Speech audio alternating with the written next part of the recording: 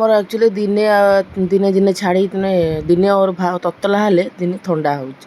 ମାନେ ଆମ ସତ କଥା କହୁଛି, ଜମା ଖାଇପାରୁନି। ଆଉ କିଛି ବି ଯାହା ତା ସାଙ୍ଗରେ ଆଇଟମ୍ କଲେ ଟୋଟାଲି କିଛି ଭଲ ଲାଗୁନି।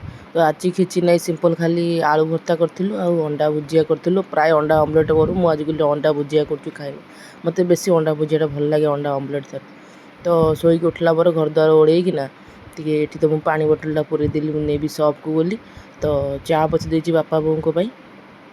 ତାକୁ ଚା କରିକି ନେଇକି ଦେଲା ପରେ ମୋ କାମ ହେଲା ପୁଣି ରୋଷେଇବାସ କରିବା। ମାନେ ଶୋଇକି ଉଠିଲା ବେଳକୁ ଟିକେ ଶାନ୍ତି ଲାଗୁଛି, ତ ଦେହଟା ଟିକେ ଥଣ୍ଡା ଲାଗୁଛି। ରୁମ୍ରୁ ବାହାରିଲା କେମିତି ବାହାରେ ଏମିତି ନିଆଁ ବର୍ଷୁଛି ସେ ଯେଉଁ ଡାଇନିଂରେ।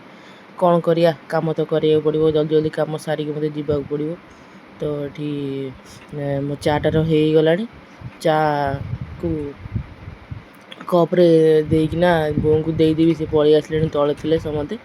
ଆଉ କ'ଣ କରିବା, ଆଉ ଗରମରେ ଯାଉଛି ଅଟା ଫଟା ଚକୁଡ଼ିବି। ଆଜି କ'ଣ ଆଇଟମ୍ କରିବି ସେ ଅନୁସାରେ ପଚାରୁଛି ବୋଉକୁ, କ'ଣ କରିବି ଖାଇବାକୁ।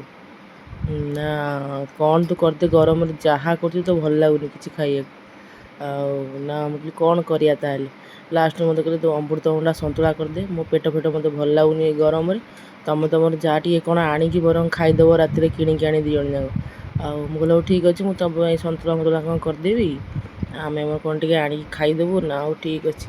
ଆଉ ସାଧା ମାନେ ମୋତେ କନଫ୍ୟୁଜ୍, କ'ଣ କରିବି, ଆଡ଼ୁ ସାଡ଼ୁ ପରିବା ଇଏ ଜମା ଖାଇବେନି। ସେଠି ଗଲା ପରେ ସବୁ ବରା ଟିକେ ଆଣିଥିଲି, ମୋତେ ଭୋକ ହେଲା, କାରଣ ପଖାଳ ଖିଆ ହେଇଥିଲା, ଅଳ୍ପ ଖାଇଥିଲି।